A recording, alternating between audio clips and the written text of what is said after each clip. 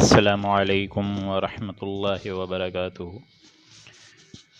الحمد للہ نحمده ونستعینه ونستغفره ونؤمن به ونتوکل علیہ ونعوذ باللہ من شرور انفسنا ومن سیئات اعمالنا من يهده اللہ فلا مضل له ومن يضلله فلا هادی له ونشهد أن لا إله إلا الله وحده لا شريك له ونشهد أن محمدا عبده ورسوله أما بعد أعوذ بالله من الشيطان الرجيم بسم الله الرحمن الرحيم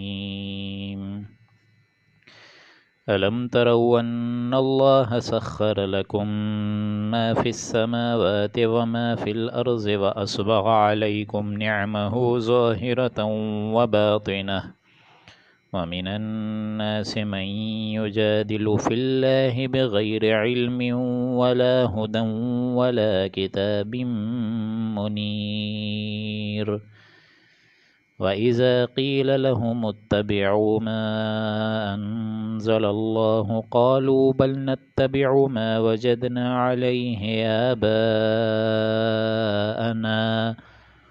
أَوَلَوْ كَانَ الشَّيْطَانُ يَدْعُوهُمْ إِلَى عَذَابِ السَّعِيرِ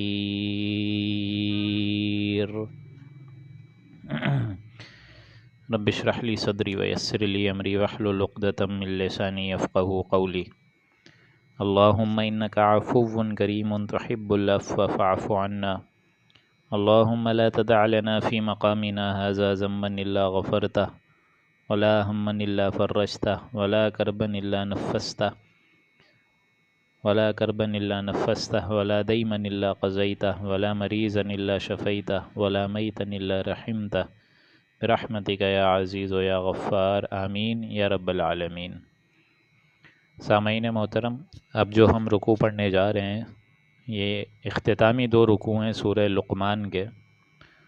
سورہ لقمان کے بارے میں جیسا کہ میں عرض کر چکا ہوں کہ یہ حضرت لقمان علیہ السلام کی ایک بڑی جامع ترین وصیت پر مبنی ایک سورہ مبارک ہے، جس کے بالخصوص جو دوسرا رکوع آئے اس میں حضرت لقمان کی وصیت تھی۔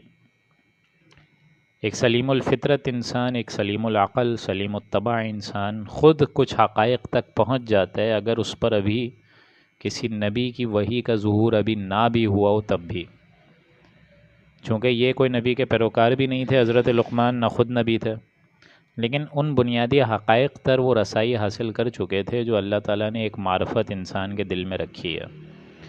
اس کے حوالے سے انہوں نے اپنی زندگی کا ایک یوں سمجھیے کہ جو خلاصہ یا نچوڑ تھا وہ اپنی اولاد کے سامنے رکھ کے موٹی موٹی باتیں اس کو وصیت کے طور پر سمجھا دی تھیں۔ لیکن اب جو تیسرا رکوع آ رہا ہے اس سورہ مبارک کا، یہ بھی التذکیر بآلاء اللہ کا مضمون ہے، یعنی اللہ تعالیٰ کی معرفت حاصل کرنے کا اصل جامع ترین مضمون یہاں آپ لوگ کو نظر آئے گا۔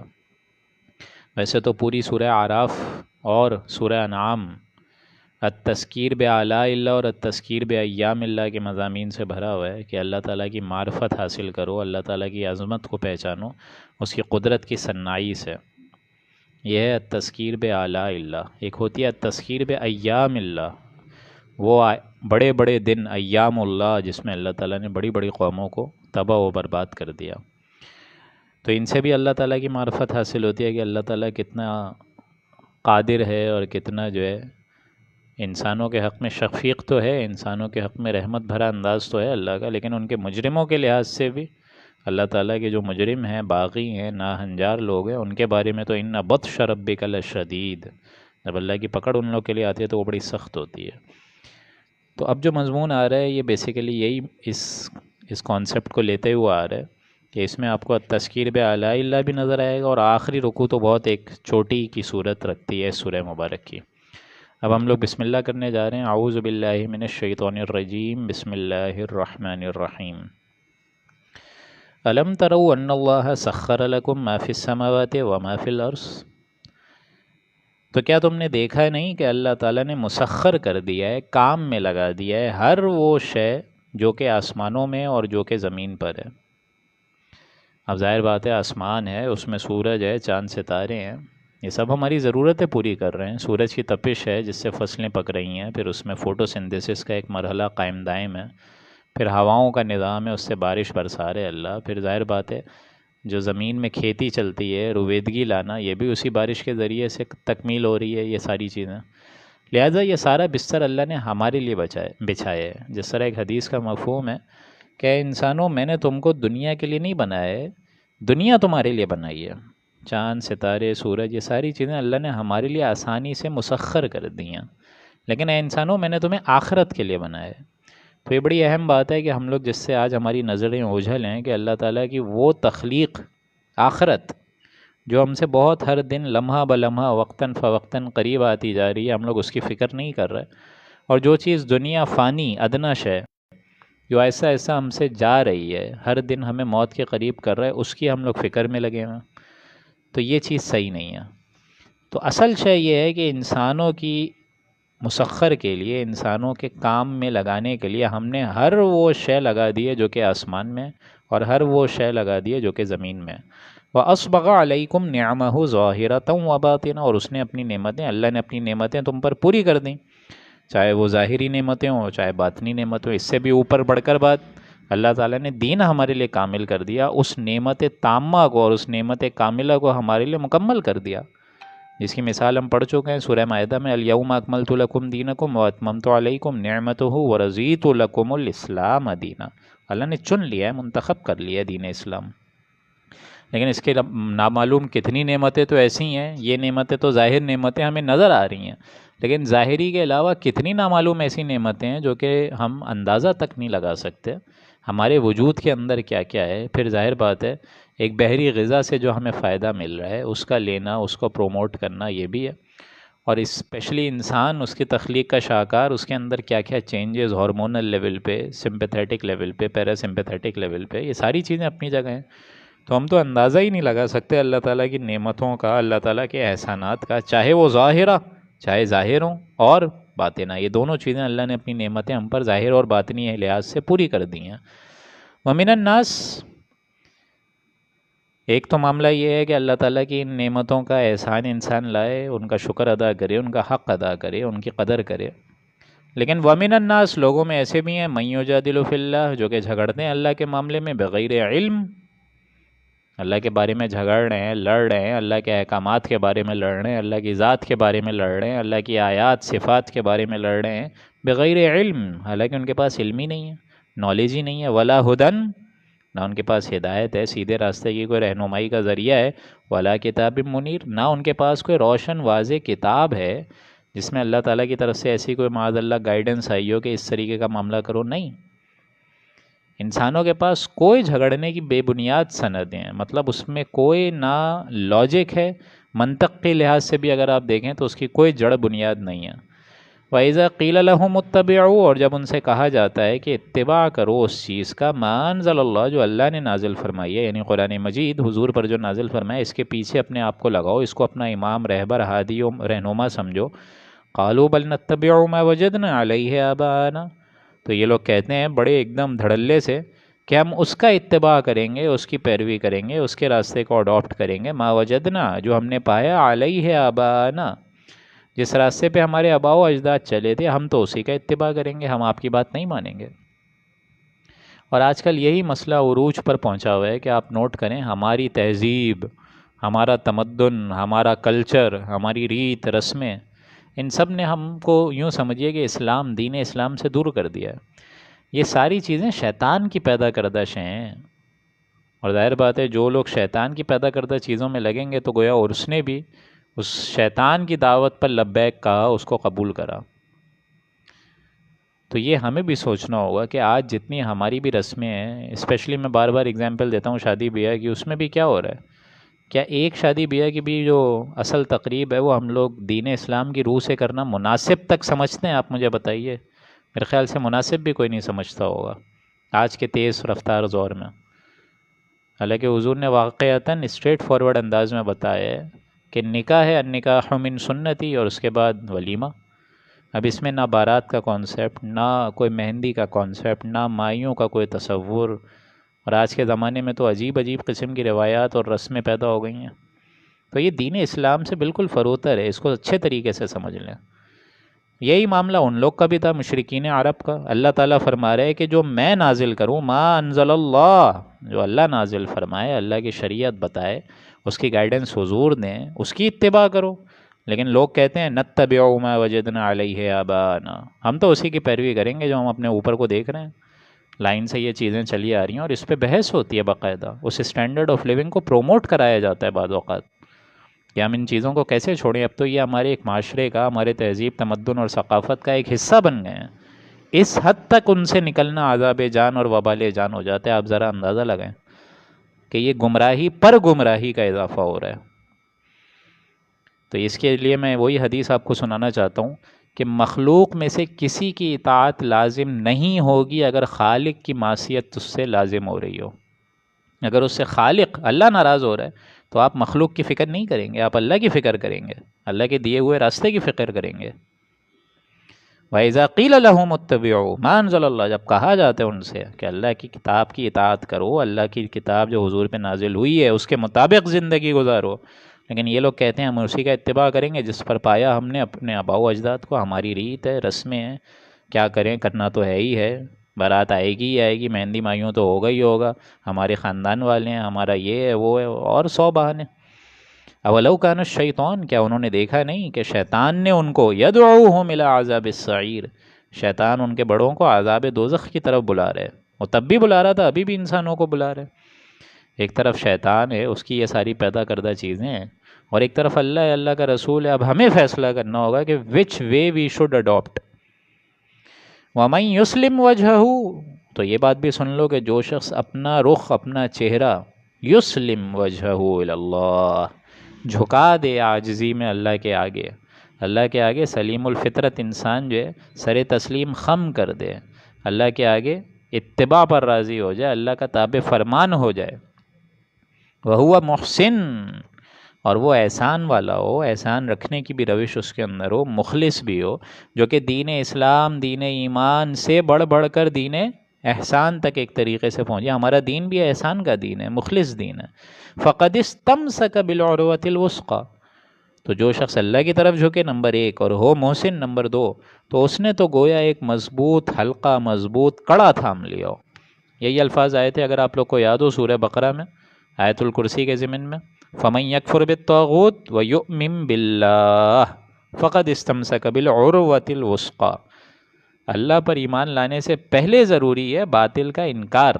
فَمَن يَكْفُرْ بِالطَّاغُوتِ، جس طرح ہم پڑھتے ہیں لا الہ الا اللہ، کہ نہیں ہے کوئی معبود سوائے اللہ کے، تو طاغوت بھی کچھ نہیں ہے سوائے اللہ کی ہدایت کے، اصل شے یہ ہے۔ تو جس نے اسلام کی طرف، اللہ کی طرف دین رخ ایک دم سیدھا کر لیا، معین کر لیا کہ آج میں اس راستے پہ چلوں گا آج سے، لیکن ساتھ ساتھ احسان کی روش بھی ہو، فَقَدِ اسْتَمْسَكَ بِالْعُرْوَةِ الْوُثْقَىٰ، اس نے ایک مضبوط کڑا، مضبوط کنڈا تھام لیا۔ جس طرح اگر خدا نہ کرے کوئی جہاز سے گر جائے تو ایک کنڈے کے سہارے سے ہی وہ کسی نہ کسی طریقے سے وہ لٹکا ہوا ہوتا ہے، اور اگر اس نے نوٹ کرا کہ اب یہ کنڈا ہی میری جان کا ایک ذریعہ ہے، اور اگر یہ ٹوٹ گیا یا یہ اپنی جگہ سے ہل گیا یا میں نے اس کو چھوڑ دیا تو میں بھی ہلاک ہو جاؤں گا، یہ معاملہ ہے۔ یہی معاملہ قرآن مجید کا بھی ہے، جس کو حضور نے فرمایا حبل اللہ، اصل یہ ہے۔ ایک اور حدیث کے مطابق حضور اکرم صلی اللہ علیہ وآلہ وسلم نے فرمایا یہ قرآن مجید حبل اللہ ہے، ایک رسی ہے، مضبوط رسی ہے، جس کا ایک سرا اللہ کے ہاتھ میں ہے اور دوسرا سرا تمہارے ہاتھ میں ہے۔ یہ اس قرآن مجید کی اصل حقیقت ہے۔ تو جو قرآن مجید سے چمٹ گیا، اللہ کے راستے سے چمٹ گیا، احسان کی روش رکھی، اس نے ایسا مضبوط کنڈا تھام لیا جو کبھی نہیں ٹوٹے گا۔ وَإِلَى اللَّهِ عَاقِبَةُ الْأُمُورِ، اور بہرحال جو کام تم کر رہے ہو، جس کلچر اور جس ثقافت اور جس تمدن پہ تم اپنی زندگی گزار رہے ہو، تو یہ بات بھی سمجھ لو کہ تمام کاموں کا انجام بالآخر اللہ ہی کی طرف لے جایا جائے گا۔ سارے کاموں کا انجام بھی وہیں ہوگا، اللہ تعالیٰ بتا دے گا کہ تم کتنے راستے پر، میرے راستے پر چلے، کتنی فیصد میرے راستے پر چلے اور کتنے فیصد تم شیطان کے راستے پہ چلے۔ وَمَن كَفَرَ، اور جس نے کفر کیا، فَلَا يَحْزُنْكَ كُفْرُهُ، سو اے نبی آپ اس کے لیے، اس کے کفر کے لیے آپ باعث غم نہ ہو، آپ کو نہیں ہونا چاہیے رنجیدہ، یہ کفر کر رہے ہیں اس سے آپ غمگین نہ ہو، آپ اے نبی صلی اللہ علیہ وآلہ وسلم دل گرفتہ نہ ہو، آپ جو ہے پریشان نہ ہو، کوئی مسئلہ نہیں ہے، آپ کا کام ہے دعوت تبلیغ، آپ وہ سر انجام دے رہے ہیں بخوبی. ہاں ان کا معاملہ ہے الینا مرجعہم، یہ لوگ آ جائیں گے ہمارے پاس ہی، آج نہیں کل، کل نہیں پرسوں، پرسوں نہیں ترسوں، موت سے آج تک کون فارغ ہوا ہے. فننبئہم بما عملوا، تو ہم ان کو جتلا دیں گے، بتا دیں گے، گنوا دیں گے ان کا ہر ایک عمل جو آپ کے بارے میں کر رہے ہیں یہ لوگ. ان اللہ علیم بذات الصدور، یقیناً اللہ تعالیٰ سینوں کے اندر جو مخفی باتیں ہیں، چھپی ہوئی باتیں ہیں، جو تحت الشعور ہیں، جو انسان کے دلوں پر غالب ہوتا ہے، جو جو ایک ایک لمحہ اور جو جو اس کی نیت پروان چڑھتی ہے، اللہ تعالیٰ کو اس کا بھی علم ہے، اللہ تعالیٰ کو سارا علم ہے. نمتعہم قلیلا، سو نبی کوئی مسئلہ نہیں ہے، ان کو کھانے دیجئے، ان کو چند روز عیش کرنے دیجئے، ابھی کون سی جلدی ہے، یہ تو ظاہر بات ہے مر کے ہمارے پاس ہی آئیں گے. ثم نسترہم الی عذاب غلیظ، پھر ایک وقت ہوگا کہ میں ان کو کشاکش اپنی طرف عذاب الہی کی طرف لے آؤں گا، ایک سخت عذاب کی طرف یہ لوگ کشاکش جمع ہو جائیں گے. وَلَئِن سَأَلْتَهُمْ، اور جائے نبی اگر آپ ان سے پوچھیں، من خلق السماوات والارض، بھلا کون ہے وہ جس نے آسمانوں اور زمینوں کو بنائے؟ لَيَقُولُنَّ اللَّهُ، تو فوراً کہیں گے بے ساختہ اللہ نے بنایا، اللہ ہی کی مشیت ہے، اللہ ہی کی قدرت ہے، اللہ ہی کی صنعائی ہے. ظاہر بات ہے وہ اللہ کے منکر تو نہیں تھے، وہ تو یہ کہتے تھے ہؤلاء شفعاؤنا عند اللہ، ہؤلاء شفعاؤنا عند اللہ، کہ یہ دیوی دیوتا ہیں، یہ فرشتے ہیں، اللہ تعالیٰ کی معاذ اللہ بیٹیاں ہیں، یہ ہماری سفارشی ہیں، یہ اللہ کے ہمیں چھڑا لیں گے عذاب سے. لیکن جب ان سے آپ پوچھیں نبی کہ اس آسمان اور زمین کو پھر کس نے بنایا، تو فوراً جھنجھلا کر کہیں گے نہیں نہیں بالکل، یہ تو اللہ تعالیٰ ہی کی تخلیق ہے. لَيَقُولُنَّ اللَّهُ، یہ تو اللہ نے بنایا ہے. قُلِ الْحَمْدُ لِلَّهِ، تو نبی آپ بھی ان کو کہیے پھر کہو الحمدللہ. یعنی جب تم مانتے ہو کہ وہی تخلیق کار ہے، وہی مالک ہے، اسی کے پاس ساری قدرت اور سارے اختیار ہیں، اسی کے پاس سارا کا سارا ہی، یوں سمجھیے زمین و آسمان کا، نظام شمسی کا سارا اتھارٹی اس کے پاس ہے. قُلِ الْحَمْدُ لِلَّهِ، تو کہا کرو اللہ کی حمد ہے، اللہ کی ثنا ہے، اللہ کی پاکی ہے. بل اکثرهم لا يعلمون، لیکن اکثر لوگ علم نہیں رکھتے، جانتے نہیں ہیں اللہ تعالیٰ کی قدرت کو، سمجھتے نہیں ہیں، پہچانتے نہیں ہیں.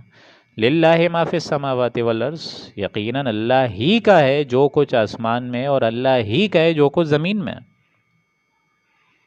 اللہ ہی کا ہے یہ ساری چیزیں، اللہ کے علاوہ اور کسی کی نہیں ہے. ان اللہ هو الغنی الحمید، اور یقیناً اللہ تعالیٰ بے شک وہی تو ہے بے نیاز، الغنی اور الحمید. آپ اپنی ذات میں ستودہ صفات، اسے ہماری نمازوں کی، ہماری قرآن مجید کی، ہماری تلاوت کی، ہمارے حج اور عمرے کی، ہمارے انفاق فی سبیل اللہ کی ضرورت نہیں ہے. یہ ساری چیزیں تو ہم اپنے لیے ایک طریقے سے کر رہے ہیں. ہاں اللہ تعالیٰ لیکن شکور ضرور ہے، اس کو معلوم ہے اس کا کون سا سپاہی جو ہے وہ کس طریقے کی خدمت کر رہا ہے اس کے دین کے لیے، اس کا وہ جزا دے گا انشاءاللہ. لیکن اللہ تعالیٰ کو ضرورت نہیں ہے. یہ مت سمجھو کہ معاذ اللہ اللہ کا کوئی کام جو ہے وہ اس سے پھنسا ہوا ہے، تمہاری عبادت نہیں ہوگی تو کام رکا رہے گا، نہیں. اللہ غنی ہے، الغنی اور الحمید، اسے اور کسی کی ضرورت نہیں ہے، کسی کی بڑائی بولنے کی ضرورت نہیں ہے، کسی کو اس کی پاکی بیان کرنے کی ضرورت نہیں ہے. وہ آپ اپنی ذات میں ہی ستودہ صفات ہے. وَلَوْ أَنَّ مَا فِي الْأَرْضِ مِنْ شَجَرَةٍ، اور اگر ہو جائیں جتنے درخت ہیں زمین میں، اقلام قلم بن جائیں، یہ ساری کے سارے جو ہیں پینز بن جائیں، بال پینز بن جائیں. وَالْبَحْرُ يَمُدُّهُ مِنْ بَعْدِ سَبْعَةِ أَبْحُرٍ مَا نَفِدَتْ کلمات اللہ، اور یہ جو سمندر ہیں، یعنی سارے کے سارے جو شجر ہیں، درخت ہیں، پیڑ پودے ہیں، ان کی ساری ٹہنیاں، یہ سب کے سب جو ہے قلم بن جائیں، اور یہ جو سمندر ہیں یہ سیاہی بن جائیں. من بعدہ سبعۃ ابحر، اس کے باوجود کہ ایسے 7 سمندر اور لے لیے جائیں، اضافے ہو جائیں، سیاہی کی تعداد، کوالٹی، کوانٹٹی مزید بڑھا دی جائے، ما نفدت کلمات اللہ، تو ہرگز ہرگز ہرگز اللہ کے کلمات ختم نہیں ہوں گے. قلم ٹوٹ جائیں گے، قلم کی سیاہیاں ختم ہو جائیں گی، 7 سمندر جو ہیں وہ ایک دم ختم ہو جائیں گے، سارے کے سارے شجر جو ہیں وہ ٹوٹ پھوٹ کے شکار ہو جائیں گے. لیکن ما نفدت کلمات اللہ، اللہ کے کلمات ختم نہیں ہوں گے. یہی مضمون آ چکا ہے سورہ کہف میں، قل لو کان البحر مدادا لکلمات، اگر آپ کو یاد ہو وہ پورا مضمون، کہ انسانوں اگر سارے کے سارے جو زمین پر شجر ہیں سارے کے سارے جو زمین میں سمندر ہیں، سمندر قائم ہے، وہ سیاہی بن جائیں، ادھر وہاں اضافہ نہیں تھا درخت کا، صرف سمندر کا تھا، تو سمندر ختم ہو جائیں گے، لیکن کلامات الہیہ ختم ہونے والے نہیں ہیں.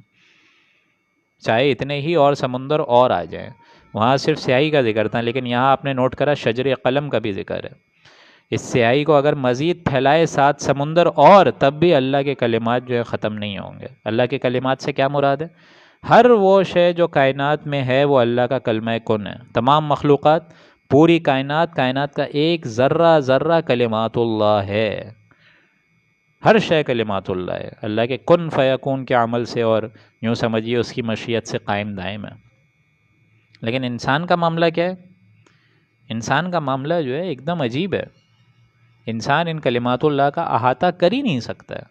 کلمات اللہ کا یہ احاطہ کیسے کرے گا انسان؟ سائنسدان نے ٹیلیسکوپ بنا دیا ہے، اتنے ٹریلینز آف لائٹ ایئرز ہم لوگ دیکھ رہے ہیں، ساری چیزیں دیکھ رہے ہیں، لیکن آج تک سائنس نے اس بات کو پروف نہیں کرا کہ اس کائنات کا سرا کہاں ہے، اوریجن کہاں ہے، ایکسٹریم لمٹ کیا ہے، ہمیں نظر ہی نہیں آ رہا کہ شروع کہاں سے ہو رہی ہے یہ کائنات، ختم کہاں ہو رہی ہے، ختم کس جگہ پر ہو رہی ہے۔ اس سے آپ اندازہ لگائیں ذرا کہ اللہ کی قدرت کتنی وسیع ہے، اللہ کی صناعی کتنی وسیع ہے، اللہ کی شان غفاری کتنی وسیع ہوگی۔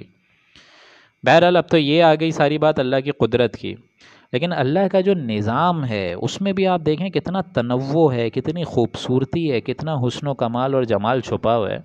ذرا اندازہ لگائیے آپ لوگ اگلی آیت سے، الم ترى ما خلقکم ولا بعثکم الا کنفس واحدہ۔ ایک تو ایک طرف بتا دیا کہ سمندر اور شجر کا معاملہ بتا دیا، ان اللہ عزیز حکیم، یقیناً اللہ تعالیٰ زبردست ہے اور کمال حکمت ہے، ایک تو یہ بات ہو گئی۔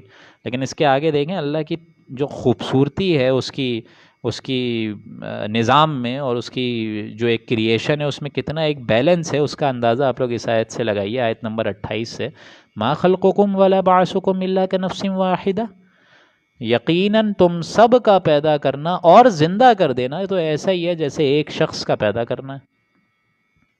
ایک شخص کو جیسے ہم نے بنایا ویسا ہی ہے، یعنی تم یہ جو نظر آ رہی ہے تمہیں، جس طرح ہم لوگ آیت الکرسی میں بھی پڑھ چکے تھے، یہ سارا آسمان زمین یہ ساری شے بنا کر بھی اللہ فرما رہے وَلَا يَؤُودُهُ حِفْظُهُمَا، اللہ تعالیٰ کو اس آسمان و زمین کی حفاظت، اس کے نظام کو چلانا، اس کے لیے یہ کام ہلکا نہیں، مطلب بوجھل نہیں ہے، مشکل نہیں ہے، بہت ہلکا ہے، بلکہ یہ تو ہم پڑھ چکے ہیں ابھی قریبی صورت میں، وَهُوَ أَهْوَنُ عَلَيْهِ، یہ تو زیادہ آسان ہے، یہ تو بہت زیادہ آسان ہے، یسیر ہے، اس قدر اس پر ہلکا ہے، بوجھل نہیں ہے، مشکل نہیں ہے۔ ایک تو پورے نظام کی حفاظت اور ساتھ ساتھ پورے نظام کی سہولت، یہ سب اس پر آسان ہے۔ ڈیمانڈ سپلائی ساتھ ساتھ کر رہا ہے اللہ تعالیٰ، ذرا اندازہ لگائیں۔ تو یہاں فرمایا جا رہا ہے ما خلقکم ولا بعثکم، تم سب کا پیدا کرنا ہے انسانوں اور تم سب کا زندہ کر دینا، یہ تو ایسا ہی ہے الا کنفس واحدہ، کہ جیسے ایک شخص کو پیدا کر دینا۔ ہماری خلاقی میں اور ہماری صناعی میں اس میں کون سی بھاری بات ہو گئی، کون سی مشکل بات ہو گئی؟ ہاں لیکن تم ذہن کے ہلکے ہو، تمہارا معاملہ الگ ہے، تم الٹی سوچتے ہو۔ تو اگلی دیکھیں آیت بھی ایک تھوڑی سی دھمکانے والی ہے، ان اللہ سمیع بصیر، تمہارے جتنے کانسیپٹ ہیں تو اس کے بارے میں بھی سن لو کہ اللہ تعالیٰ تو ہے نا وہاں، اللہ تعالیٰ سب کچھ سنتا ہے اور سب کچھ دیکھ رہا ہے، وہ دیکھ رہا ہے میرا کون بندہ کس قسم سے جھگڑے کر رہا ہے میری مخلوق کے بارے میں بھی اور میرے بارے میں بھی اور میرے صفات کے بارے میں بھی، اور اس طریقے کے گمان اور الزامات لگا رہے، اعتراضات کر رہا ہے کہ کیسے بنا دے گا اللہ دوبارہ، ہم جب مٹی میں گھل مل کر ختم ہو جائیں گے کیسے اٹھا لے گا؟ تو ان اللہ سمیع بصیر، اللہ وہ بھی دیکھ رہا ہے، سن رہا ہے، سمجھ رہا ہے، اور بصیر بھی ہے، سب کچھ دیکھ رہا ہے، اپنی نگاہوں کے سامنے نظر آ رہی ہے اس کو ساری چیزیں۔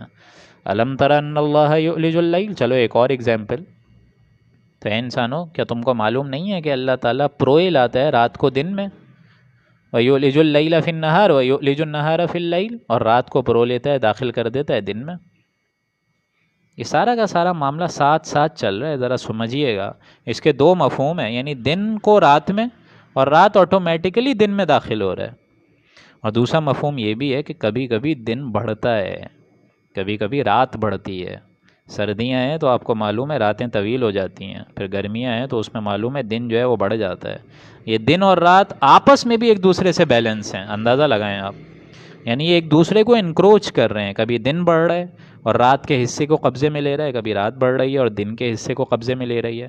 ناروے میں دیکھیں نا آپ لوگ کیا ہوتا ہے، وہاں جائیں آپ لوگ، خوبصورت ترین ایک شہر ہے، اللہ کی خلاقی سے بنا ہوا اور بھرپور شاہکار ہے، وہاں جا کر دیکھا کریں آپ لوگ 6 مہینے مسلسل رات یا 6 مہینے مسلسل دن، تو وہ کائنات کی کتنی باریکیوں تک کو دیکھ رہا ہے، ذرا اندازہ لگاؤ اس سے۔ وَيُولِجُ النَّهَارَ فِي اللَّيْلِ، رات کو بھی لے لیتا ہے اس طرح دن میں. وَسَخَّرَ الشَّمْسَ وَالْقَمَرَ، اور اس نے سورج اور چاند کو ایک کام میں لگا دیا ہے. وہ کام کیا ہے؟ كُلٌّ يَجْرِي إِلَىٰ أَجَلٍ مُّسَمًّى. کام تو یہ ہے کہ وہ اپنے مدار میں گھوم رہے ہیں، تمہاری ضروریات زندگی جو تمہیں احتیاجیں ہیں اس کو پوری کر رہے ہیں، لیکن كُلٌّ يَجْرِي إِلَىٰ أَجَلٍ مُّسَمًّى، یہ ہر چیز ایک مقررہ وقت پر چلتی رہے گی. سورج بھی اللہ تعالیٰ جب تک چلائے گا چلے گا، چاند بھی جب تک چلائے گا چلے گا. ایک وقت آ جائے گا قیامت کا کہ جب سورج مغرب میں غروب ہوگا تو اللہ تعالیٰ وہیں آرڈر دے دے گا کہ اب نکلنا نہیں ہے، یہیں پہ ہی ٹھہرے رہو. اور جب وہ سورج مشرق کے بجائے اگلے دن مغرب سے نکلے گا، وہ دن ہوگا ساعہ کا، وہ گھڑی کا دن ہوگا جس دن یہ کرے ٹکرائیں گے. وَجُمِعَ الشَّمْسُ وَالْقَمَرُ، سورج چاند آپس میں دھس دیے جائیں گے. اسی طریقے سے سوا نیزے پہ سورج. قرآن مجید اصطلاحات لاتا ہے، ٹرمینالوجیز لاتا ہے. وَأَنَّ اللَّهَ بِمَا تَعْمَلُونَ خَبِيرٌ، اور اللہ تعالیٰ تمہارے سب عملوں کی پوری خبر رکھتا ہے. اگین تھوڑا ایک دیکھیں ہلا دینے والے انداز ہیں یہ، کہ یہ جو تم بول رہے ہو باتیں کہ کس طرح ہوگا، کیسے سے بادل موت ہوگا، تو یہ اللہ تعالیٰ کی جو صنائی بار بار آ رہی ہے نا، اس کے بعد ایک تھوڑا سا چیلنجنگ انداز بھی ہے. پہلے آیا ان اللہ سمیع بصیر، اللہ تعالیٰ سنتا ہے، دیکھ رہا ہے. اور اب آئے ان اللہ بما تعملون خبیر، تمہارے سب اعمال سے اللہ باخبر ہے، پوری خبر رکھتا ہے. ذالک بان اللہ هو الحق، یہ ہے اللہ، یہ تمام صفات کا حامل ذات ہے اللہ، اور وہ ذات ہے الحق. بس اللہ ہی کی ہستی کامل حق ہے. اللہ کے علاوہ جتنی مخلوقات ہیں، جتنا ذرہ ذرہ ہے، وہ حق نہیں ہے. وَأَنَّمَا يَدْعُونَ مِن دُونِهِ الْبَاطِلَ، اور جن چیزوں کے علاوہ اللہ کے سوا تم لوگ پوج رہے ہو، دیوی دیوتا کو پوج رہے ہو، جن چیزوں کی تم معبودیت اختیار کر کے بیٹھے ہو اللہ کے سوا، یہ سارے باطل ہیں، ان کی کوئی حقیقت نہیں ہے. باطل کیا شے ہوتی ہے؟ جو نظر آ رہی ہو لیکن حقیقت میں ہو نہیں، یہ ہے باطل، یہ باطل ہے. اور اللہ تعالیٰ کی ذات جو ہے وہ الحق ہے، الحق. وَأَنَّ اللَّهَ هُوَ الْعَلِيُّ الْكَبِيرُ، اور اللہ تعالیٰ عالی شان ہے اور بہت بڑا ہے، بہت بڑا ہے. أَلَمْ تَرَ أَنَّ الْفُلْكَ تَجْرِي فِي الْبَحْرِ بِنِعْمَةِ اللَّهِ، تو اے انسانوں کیا تم نے دیکھا نہیں کہ اللہ کے فضل سے کشتیاں دریا میں چل رہی ہیں؟ لِيُرِيَكُم مِّن آيَاتِهِ، تاکہ تم کو وہ اپنی نشانیاں دکھلائیں، تم اپنا سفر کرتے ہو. پہلے زمانے میں تو بحری سفر یہیں سے ہی ہوتا تھا. یہ سارا کا سارا جو معاملہ ہوتا تھا، یہ کیا ٹرانسپورٹ ہے، یہ کس سے ہوتی تھی؟ پہلے اسی سے ہی ہوتی تھی. اب تو جا کے ایروپلین اور یہ کارز وغیرہ آ گئی ہیں، لیکن یہ بھی اللہ کا فضل ہے کہ تم اس کی نعمتیں تلاش کرتے ہو، اس کے ذریعے سے معاش کا انتظام کرتے ہو. یہ بھی اللہ کی آیات میں سے ہے. ان فی ذلک لآیات، یقیناً اس میں نشانیاں ہیں ہوش مندوں کے لیے. اسی طریقے سے اس میں نشانیاں کس کے لیے ہوں گی؟ زیادہ تر لآیات لکل صبار شکور، ہر اس شخص کے لیے جو صابر ہے اور شاکر ہے.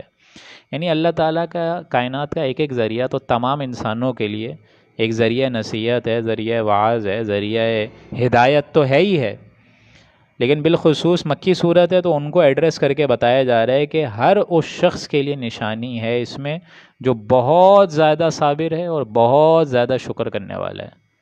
یعنی صبار اور شکور کے الفاظ جو ہیں، اس کا مطلب ہوتا ہے بہت زیادہ صبر کرنے والا تکالیف پر، اور بہت زیادہ شکر کرنے والا نعمتوں پر.